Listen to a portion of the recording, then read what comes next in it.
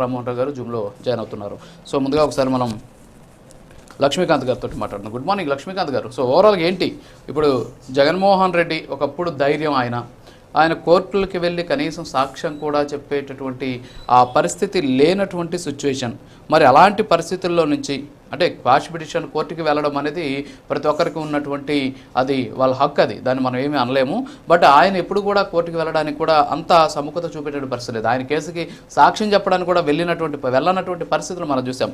మరి ఇప్పుడు ఎందుకని ఈ కేసుకు సంబంధించి క్వాష్ చేయండి అని చెప్పేసి కోర్టును ఆశ్రయించాలి, కేసులు సమర్థవంతంగా మేము ఎదుర్కొంటామని చెబుతూనే క్వాష్ పిటిషన్కి వెళ్ళడం వెనక ఉద్దేశం ఏంటి? నిజంగానే అరెస్టు తప్పదు అనేటటువంటి ఆందోళనతోనే జగన్మోహన్ రెడ్డి కోర్టు మెట్లెక్కారని మనం అనుకోవచ్చా?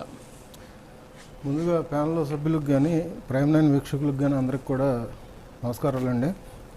సార్, వివరాల్లోకి వెళ్తే జగన్మోహన్ రెడ్డి అనే వ్యక్తి సాదాసీదా వ్యక్తి అయితే కాదు. అండ్ ఇక్కడ ఆయన మాజీ సీఎం. ఇక్కడ ఆయన చేసేది ఏంటంటే ఇక్కడేమో మీడియా ముందుకు వచ్చి తొళ్ళగొడతారు, అసెంబ్లీకి రమ్మంటేనేమో బయటికి రారు. ఇక్కడ అదేవిధంగా అరెస్టుల పరంపర నడుస్తుందంటే ఏమో హైకోర్టు వరకు వెళ్ళిపోతారు, లేదంటే సుప్రీంకోర్టుల వరకు వెళ్ళిపోతారు.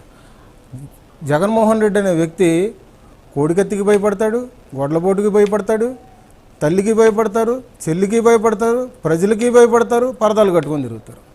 ఏ విధంగా ఆయన్ని ఏ విధంగా తీసుకోవాలి?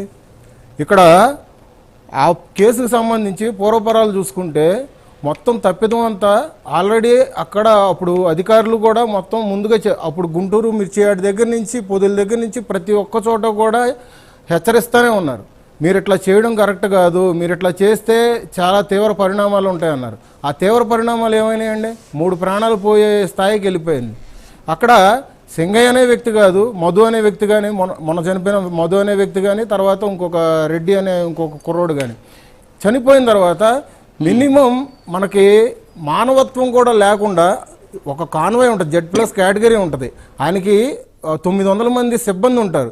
ఆ సిబ్బందిలో ఒక కార్యకర్త కూడా ఆ కారు కింద పడిపోయిన వ్యక్తిని వెనకాల అంబులెన్స్లో హాస్పిటల్కి తీసుకెళ్లాలన్న ఇంగిత జ్ఞానం లేకుండా రోడ్డు పక్కన నిర్దాక్షిణ్యంగా వదిలేసి వెళ్ళిపోయారు.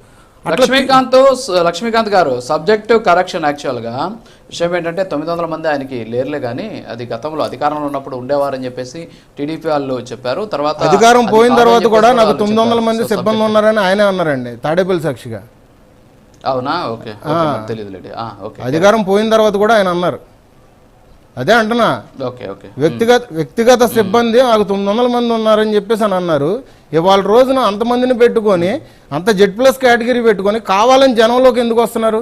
సత్తెనపల్లి నుంచి తాడేపల్లి నుంచి సత్తెనపల్లికి వెళ్ళడానికి 2 గంటల సమయం తీసుకుంటే ఈయన మధ్యలో గ్రామాన్ని ఎందుకు ఆగి అసలు కార్యకర్తల్ని ఎందుకు రెచ్చగొట్టేటట్టుగా అట్లా ఫ్లెక్సీలు పట్టుకొని ఎందుకు నినాదాలు తెలుపుకుంటూ సత్తెనపల్లి వరకు వెళ్ళి అక్కడ విగ్రహావిష్కరణ చేయడానికి? ఆయన స్వాతంత్ర సమరయోధుడు కాదు, సంఘ సంస్కర్త కూడా కాదు. ఆయన బెట్టింగ్ ఒక 30 కోట్ల రూపాయలకు సంబంధించి బెట్టింగ్ ఆడి సూసైడ్ చేసుకున్న వ్యక్తి, గడ్డి మందు తాగి. అట్లాంటి వ్యక్తి కోసం సంవత్సరం తర్వాత వెళ్ళి ఇక్కడ 3 ప్రాణాలని గాలిలో కలిపిన వ్యక్తి. ఎందుకంటే వాళ్ళ పార్టీ మా పార్టీ కార్యకర్త, మా నాయకుడు అభిమాని అని చెప్పేసి వాళ్ళు అనుకోవచ్చు. కానీ ఇది భారతదేశం.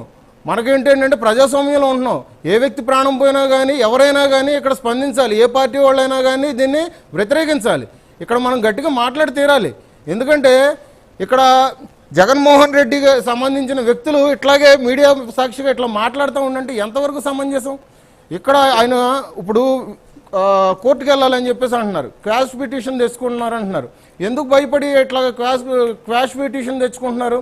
దీంట్లో పూర్వపరాలు చూసుకుంటా ఉండంటే వీళ్ళది పూర్తిగా తప్పిదం ఉందని చెప్పేసి అర్థమవుతుంది. ఇవాళ రోజున అరెస్ట్ అయిన రమణారెడ్డి కానీ జగన్మోహన్ రెడ్డి గారిని కానీ కారులో కూర్చున్న ప్రతి వ్యక్తి పేరు నాని కానీ అక్కడ బారికేడ్లు తీసిన అంబటి రాంబాబు గారు కూడా దీంట్లో పూర్తి బాధ్యత వహించాల్సి వస్తుంది. అక్కడ విడుదల రజనీ గారు కూడా ఉన్నారు. వీళ్ళు పూర్తి బాధ్యత వహించి ఆ కార్యకర్తకి 10 లక్షల రూపాయలు కాదు, రేపొద్దున్న ఇటువంటి విషయాలు జరగకుండా చూసుకోవాలి. ఇటువంటి కార్యకర్తకి భరోసాగా ఉండాలి కానీ పార్టీలు, అంతేగాని మా గాల్లో కలిసిపోయింది ఏదో 10 లక్షలు మేము సహాయం చేసామంటే కానీ వీళ్ళు మాట్లాడే మాటలు ఈ 2-3 రోజుల నుంచి డిబేట్లో వీళ్ళ అధికార ప్రతినిధులు కానీ వాళ్ళ నాయకులు కానీ ఈ విధంగానే ప్రవర్తిస్తున్నారండి. మేము ఇచ్చేసాం కదా అంటే 10 లక్షలు ఇచ్చేసి ఏదో చేతులు దులుపుకుంటా ఉంటే కాదు కదండి. ఇక్కడ ప్రాణం సంబంధించి మాట్లాడాలి కదా, బాధ్యత ఉండాలి కదా. ఆయన మాజీ సీఎంగా చేసిన వ్యక్తి, ప్రజల్లో ఎన్నో లక్షల మందికి ఆయన మార్గదర్శిగా ఉన్నాడు. అట్లాంటి వ్యక్తికి సంబంధించిన పార్టీ వాళ్ళు క్లియర్ గా చెప్పడం జరుగుతుంది. వైఎస్ఆర్ కాంగ్రెస్ పార్టీ నాయకులు కావచ్చు, జగన్మోహన్ రెడ్డి గారి ట్వీట్ సారాంశం అంతా ఏంటంటే, మీరు నాకు సరైనటువంటి భద్రత ఇచ్చి ఉంటే, మీరు నాకు రోప్ పార్టీ గతంలో ఏ విధంగా అయితే ఇచ్చారో, నేను ప్రయాణించినటువంటి దూరం అంతా కూడా అలాగే రోప్ పార్టీ ఇవ్వాలి అని చెప్పేసి కూడా ఆయన కోరుతూ ఉన్నటువంటి పరిస్థితి. కేవలం కూటమి నిర్లక్ష్యం వల్లే స్వామయ్య చనిపోయాడు. రాజుగారు, ఆ ట్వీట్ గురించి మనం చర్చించుకుంటే కనుక ఒక మాట చెప్తున్నా సార్.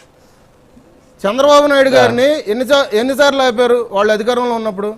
పవన్ కళ్యాణ్ గారిని జగ్గైపేటలో కానీ, నోవాటెల్లో జనవాణి జరుగుతున్నప్పుడు కానీ ఎన్ని చోట్ల ఆపారు? ఇప్పటం గ్రామంకి వెళ్తా ఉండంటే పవన్ కళ్యాణ్ గారిని ఎట్లాగా ఆపారు?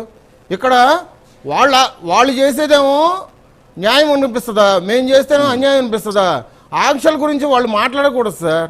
ఎందుకంటే ఇక్కడ నేను ఇందాక కూడా నేను మీతో ఒకటే చర్చించాను. తాడేపల్లి నుంచి సత్తెనపల్లి వెళ్ళడానికి 2 గంటల సమయం అయితే మీరు మార్గ మధ్యలో కార్యకర్తలను కలుపుకొని మీరు ఎందుకు వెళ్తున్నట్టు? అంటే ఎంతమందికి మీకు ఇచ్చిన సెక్యూరిటీ ప్రకారంగా ఎంతమందికి పోలీస్ సిబ్బంది మీకు రక్షణ కల్పించాలి? అది ఒకటి గుర్తుపెట్టుకోవాలి.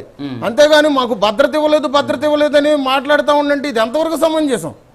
ఇది ప్రతి ఒక్కటి కూడా వాళ్ళు చేసిన తప్పిదాన్ని కప్పిపుచ్చుకోవడానికి ఇట్లా ప్రవర్తిస్తున్నారండి. అది ఓకే సార్. ఓకే. పాదయాత్ర వెంకటేశ్వర రెడ్డి గారు, గుడ్ మార్నింగ్. సో ఏంటి ఓవరాల్గా జగన్మోహన్ రెడ్డి గారు క్వాష్ పిటిషన్కి వెళ్ళారు. సో క్వాష్ పిటిషన్ అనేది ఎవరైనా వెళ్ళాలి, అది వాళ్ళ హక్కు, దాన్ని ఎవరు కూడా ప్రశ్నించే రైట్ లేదు. కాకపోతే ఏంటంటే అసలు ఈ